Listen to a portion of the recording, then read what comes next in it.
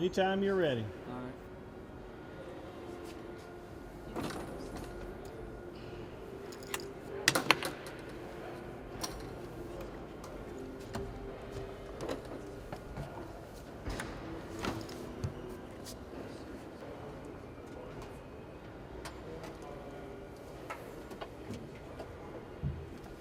Oh, I wish I had another light over my head. Well, that was even higher. It's kind of in the way of the light right there. How's that? Come in out of the way here.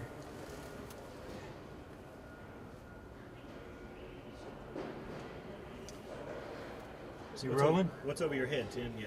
Yeah. Why don't you show me how you start the airplane? Yeah, that's what I was trying to figure out. Yeah. Trying to remember that.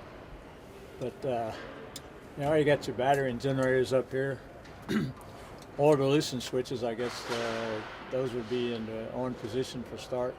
You got your primer and the starter. So unless there's something I'm missing here, but you get the primer going or get the. There's a drill. Where's the? Where's the starter? Would be a direct drive starter, not a clutch one. Where's the mags? That's what I was looking for. Are they up on the top of in front of the throttles?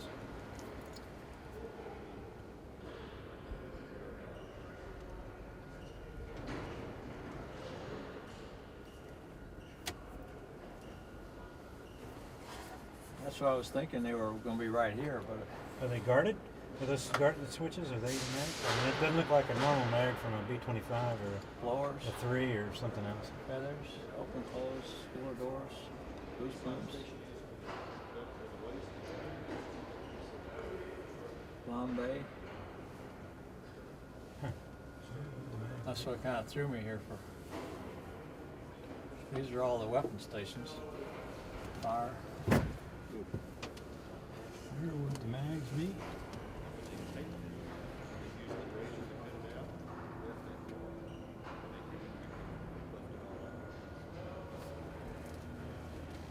Steve Smith knows. He's fired it up. Hey, it's been 40 years.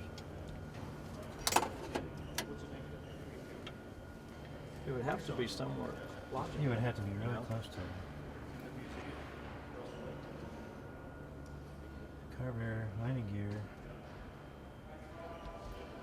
friction lock. What are those blue knobs? It's a Great. blower, high blower, low High blower, blow, low blow. filters, feather. How about over your left leg? Is there anything over there? Lighting controls, circuit breakers,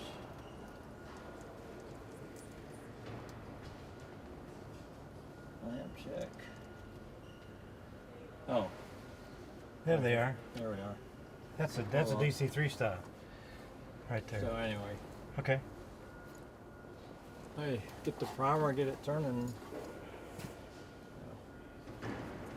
Okay, well the starter. I guess you can start with a starter then. Yeah. The starter would start the blade over, hit the prime to get the fuel going in, and then with this hand you go to the mag, turn the mag on, gives your ignition, and then go from there. And with the other hand, left hand, Yeah. So get the, kind of the awkward mixture. position though around the stick like it is. But, yeah. you know, I guess that's what it was. Did you do the mixture too, or did you let the? Nav would do the mixture. He would put the mixture on. Going around the cockpit, you've got radios back here. Several different VHF, HF radio, UHF. Middle section here, your fuel controls for the tanks. You got your Bombay, right tank, left tank, aux, tip, and main. Got the rudder trim.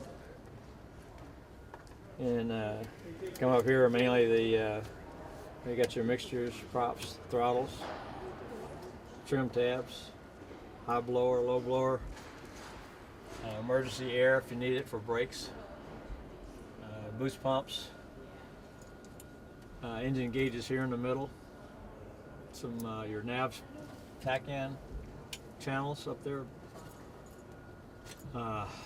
VOR. Across here are all your weapon stations. Each one for each of the wing stations. This is for your guns. Bombay. Bombay doors open, close. Master arm over here. Jettison button. Whiskey compass had the gun sight was up here. And then your just your standard engine instruments down through the middle, fuel, cylinder head temperature, manifold pressure, altimeter, your VVI, VOR, your compass, airspeed, artificial horizon, and got different instrumentation down here, de-icing for heaters, anti-skid, nav lights, circuit breakers over here on the left side along with lighting controls. And he had a couple of, he's got a true airspeed indicator, alternate for the attitude indicator, VVI, airspeed indicator over there also, needle and ball.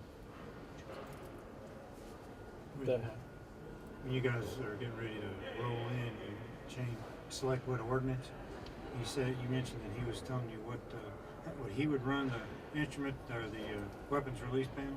Right. And then if you could just kind of run through that real quick and show us then how you pickled off, how you shot the gun or how you dropped the bomb. Okay, when we were setting up for munitions, let's say we had 6 napalms and 2 500-pounders on the outboard stations.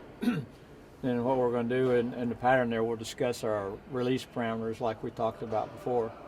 And then when we're on downwind, he'll tell me, okay, I'm going to give you a nape off the right side, or station 5. So this was station 5. He would arm it, put it in the up position like that, which would make it hot. And then we would go master arm on with this switch as we rolled in, and then using the pickle button, when I hit the parameters to pickle, and it would come off that wing. And you would actually feel a little bit of when it came off, you would feel it jump a little bit from the release of the weight, because they were, the napes were around, I think, as I recall, 800 pounds. And of course, the 500 pounds, 500 pounds, but you could actually feel the wing jump a little bit when you released. And then we'd come around, he would go master arm off as we pulled off, come around and set up for another pass. And you'd alternate wings from left to right, or whichever wing you wanted to drop off of, but you alternated one off this wing, then one off that wing to keep it pretty much symmetrical. On the guns, you could go, you have off, you could go camera only, or you could go guns and camera, and he would set that switch. I'm not sure exactly how it would be, but how we did it, but there was a way to charge the guns, and we would get that all set up before we ever rolled in on the gun pass. And of course, you just use your pepper and the trigger for firing the guns. He would open the bomb bay doors as you turn from like downwind to base. He would open the wherever the bomb bay doors open. He would open the bomb bay doors so you're all configured as you start to roll in with your munitions station is hot. Your doors are open, so you're ready to go. All you got to do is release. And then as you pulled off, he would close the doors and go off with the master arm.